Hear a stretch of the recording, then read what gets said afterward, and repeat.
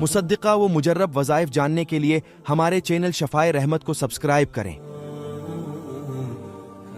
सवाल है कि हाजात के पूरा करने के लिए क्या किया जाए। तो मेरे हबीब सल्लल्लाहु अलैहि वसल्लम ने इस सिलसिले में 3 बातें फरमाई हैं। पहली बात, हाजत के नफल पढ़ के हाजत की दुआ पढ़ी जाए और उसके आगे पीछे दुरूद शरीफ और 3 बार आयत करीमा का एहतमाम कर लें। दूसरी बात आपने फरमाई कि यासीन शरीफ अपनी हाजात के आगे करो। तो यासीन शरीफ कम अज़ कम सुबह शाम पढ़े और जिस दिन छुट्टी हो उस दिन बहुत ज़्यादा पढ़े, और दरमियाना ये है कि 5 नमाजों के साथ यासीन पढ़े। उसके बाद इसी तरह 3 बार दुरूद शरीफ, 3 बार आयत करीमा पढ़ के हाजत की दुआ पढ़े और 313 बार आयत करीमा पढ़े और उसके साथ भी दुरूद शरीफ पढ़ के हाजत की दुआ पढ़े। इंशाअल्लाह अल्लाह तबारक व तआला अपना फजल फरमा देंगे। वस्सलामु अलैकुम।